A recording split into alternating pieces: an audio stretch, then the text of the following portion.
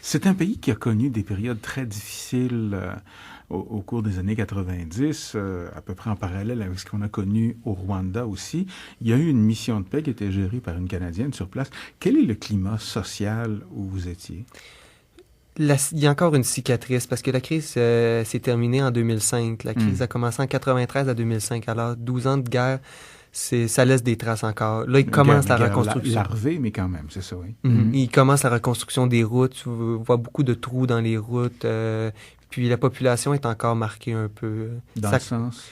Ben, tu vois qu'ils recommencent leur mode de vie tranquillement. Ils ont le couvre-feu, il a été enlevé il y a 2 ans, mais encore là, durant la nuit, il n'y a personne qui marche dans les rues. Dépassé 8 heures, les rues sont vides. Vous n'étiez pas à Bujumbura, là, François? Non, on était dans un petit village dans les provinces. C'était la colline de Kibimba, dans la province de Mwaro.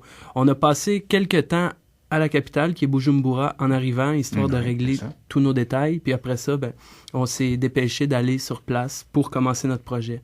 Parce que c'était important pour nous de réaliser ça dans les délais. Finalement, ça a super bien été. Vous aviez trouvé quoi quand vous êtes arrivé sur place? Quoi, une dalle de béton coulée, puis allez, on bâtit là-dessus ou quoi? Il n'y avait absolument rien. Rien. Absolument rien. Un terrain vert. Ouais. D'accord. Il a fallu Donc, on creuse. À la pelle, avec les ouvriers. Après ça, faire le bétonnage, les fondations, monter la bâtisse. Ça a bien été. Ouais. Assez pour dire qu'un coup revenu, vous allez dire à des étudiants de l'ETS, de l'École de technologie supérieure, si le moindrement l'intérêt se présente, foncez les gars, foncez les filles, c'est une expérience à vivre. Tout à fait. Il n'y a jamais personne, je pense, qui a regretté de faire partie de cette organisation-là, puis c'est une expérience mémorable. Et ça vous a changé en quoi, vous, Philippe? Je pense de la simplicité. Là-bas, il n'y a jamais de problème. Exemple, si la pelle, le manche, il casse, tu prends un arbre, tu enlèves l'écorce et la pelle est réparée. Ici, c'est plus compliqué. Il faut que tu ailles à la quincaillerie, changer, en acheter une nouvelle. Je trouve la simplicité des gens, j'ai appris beaucoup sur moi personnellement et sur eux.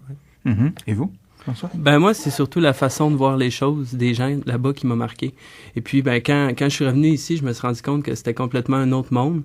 On vit plus vite, on a tout ce qu'il nous faut, on a tous les outils, mais là-bas, ils n'ont pas grand-chose, mais ils sont heureux, puis ils vivent bien quand même s'ils n'ont pas beaucoup d'argent, ils ont à manger, puis c'est suffisant pour eux autres.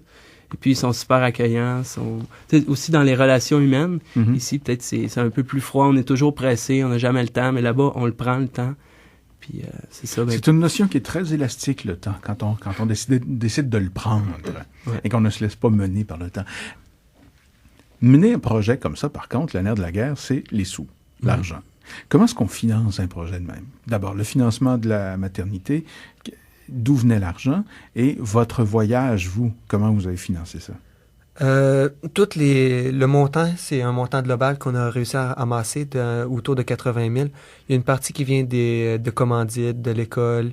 L'autre partie, c'est des activités qu'on organise à l'école. Parce que nous, on a près de 10 mois pour ramasser les fonds et planifier la construction. Sauf que 80 000 ça veut dire 8 000 par mois à trouver, là.